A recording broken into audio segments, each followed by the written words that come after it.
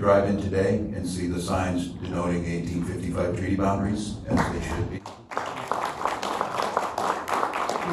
But it has been with our relationships with the tribes in Minnesota, but in particular with Mille, that have strengthened the work that we do every day. Here in the state of Minnesota and across the United States, when Anishinaabe Indian people get out and vote, they make a difference.